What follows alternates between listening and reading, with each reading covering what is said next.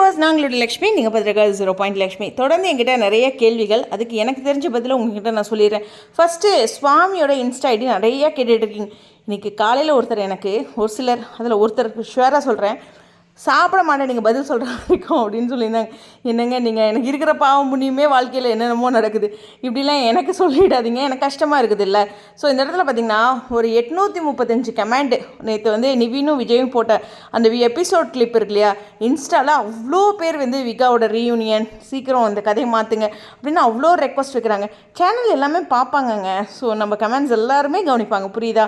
அதே மாதிரி சுவாமியோட இன்ஸ்டா ஐடி ஒரு பிரேக்கில் இருக்கார். அவர் சோஷியல் மீடியா பிரேக். இது கன்ஃபார்மாக கம்ருதீன் சொன்னது மட்டும் இல்லை, நானுமே எனக்கு தெரிஞ்ச சோர்ஸ் ஃபுல்லாக விசாரித்த விஷயம் வந்து அவர் சோஷியல் மீடியாவில் ஒரு சின்ன பிரேக் எடுத்திருக்காரு. ஆல்ரெடி நம்ம கம்ருதீன், அதாவது குமரன் வந்து கொடைக்கானல் லைவில் அதை சொல்லிட்டார், ஓகேவா? அதனால் அவர் நல்லா தான் இருக்கார். சுவாமி அவரோட மூவியோட ஒர்க்கும் பார்த்துட்ருக்காரு, சீரியலும் பண்ணிகிட்ருக்காரு. அவர் ரொம்ப பிஸியாக இருக்கார், ஆக்டிவாகவும் இருக்கார், ஓகேவா? பட் ஆனால் சோஷியல் மீடியாவில், அதுவும் குறிப்பாக இன்ஸ்டா, ஏன்னா நம்ம ஃபேஸ்புக்கில் அவரை பார்க்குறதுல இன்ஸ்டாவில் ஒரு பிரேக்கில் இருக்கார், ஓகேவா? இது ஒரு புரிதலுக்காக. ஆனால் நான் ஆல்ரெடி சொல்லியிருக்கேன், இதே மாதிரியே நம்மளுடைய பவித்ரா எடுத்திருக்காங்க பிரேக்கு, வினோத் 2 தடவை எடுத்திருக்காரு சோஷியல் மீடியா பிரேக் அப்படின்ட்டு. நிறைய செலிப்ரிட்டிஸ் கொஞ்ச நாள் நான் சோஷியல் மீடியாவிலேருந்து விட்டு விலகி இருக்கேன் அப்படின்ட்டு. அது ஒரு என்ன சொல்கிறதுனா ஒரு மன அமைதிக்காக, உடம்புக்கும் நல்லது தான், கண்ணிலேருந்து எல்லாத்துக்கும் நல்லதான்ட்டு நிறையா சொல்லியிருக்கேன். பட் அவங்க ஒரு ரீசனில் பிரேக் எடுத்திருப்பாங்க, அதை நம்மக்கிட்ட சொல்லணுங்கிறது கிடையாது தானே, கரெக்டாக? ஸோ அதனால் அவரோட பிரேக் அது, ஓகே, புரிதலுக்கு. இன்னொரு முக்கியமான விஷயம், விகா ரீயூனியன். நம்ம டேரக்டரே வந்து 1000 எபிசோட் வரணும்னா இதெல்லாம் நீங்கள் பொறுத்து தான் போகணும்னு அவரே சொல்லிட்டார். நீங்கள் நாளைக்கே சீரியல் முடிக்கணும்னு சொன்னீங்கன்னா அவங்க சேர்த்து முடிச்சுட்டு போவாங்க. ஆனால் நம்ம சொல்கிறது எதுவுமே அங்கே நடக்காது, ஓகேவா? நீங்கள் சேர்த்து வச்சுட்டு சீக்கிரம் ஷார்ட்டாக கூட முடிங்கன்னு கூட ஒரு சிலர் கேட்குறீங்க. ஒரு சிலர் வந்து சீரியல் நகரட்டும், வேறு மாதிரி கொஞ்சம் மூவ் பண்ணலாம்ல, 2 பேர்த்தையும் சேர்த்து வச்சுட்டு அப்படிங்கிறாங்க. ஆனால் அவங்களோட பிளான், ஓகேவா? அது ஃபேன்ஸ் வந்து அக்செப்ட் பண்ணி தான் போகணும். இவ்வளோ நாள் நமக்கு நிறைய சந்தோஷங்கள், சேலஞ்ச் எல்லாமே இருந்துச்சு. அந்த மாதிரி இப்போயும் அந்த மாதிரி ஒரு சூழ்நிலை தான். ஸோ எவ்வளோ நாள் ஆகும் அப்படிங்கிறது தெரியல. அதுலேயும் நிறைய பேர் வந்து சில மாதங்களுக்கு பிறகு லீப் வருமா அப்படின்லாம் கேட்டிருந்தீங்க. எனக்கு தெரிஞ்சு அந்த மாதிரி எந்த ஒரு அப்டேட்ஸுமே வரல. இன்னைக்கு காலையில் இந்த மாதிரி 2 கமெண்ட்ஸ் பார்த்தேன். சாரிங்க உங்கள் கமெண்ட்ஸை மென்ஷன் பண்ணுறேன்ட்டு. பட் எனக்கு தெரிஞ்சு அது மாதிரி எந்த அறிவிப்புமே வரல, ஓகேவா? அதனால் இப்போ நார்மலாக ஷூட் போயிட்டுருக்கு. அது ஃப்யூச்சர் பிளான்லாம் வந்து அடுத்தடுத்த மாதம் தான் டிஸ்கஸ் பண்ணுவாங்க. முன்னாடியே யாரும் டிஸ்கஸ் பண்ண மாட்டாங்க.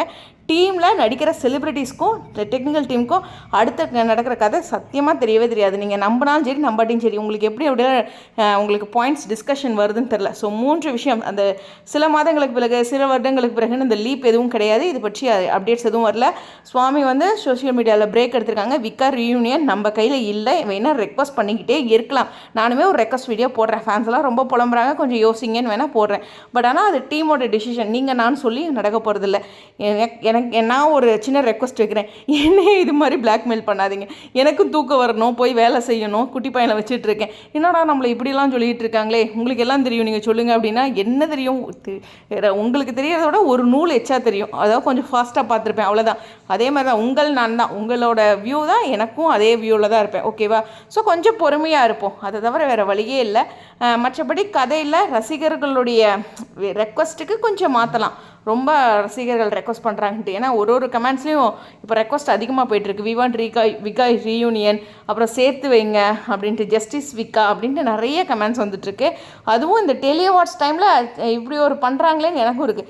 அது மட்டும் இல்லை, 7 மணிக்கு இந்த சீரியலோட டைமுக்கு ப்ரமோட் பண்ணாமல் 7:30லேருந்து 9-10 மணி வரைக்கும் ப்ரமோட் பண்ணுறாங்க.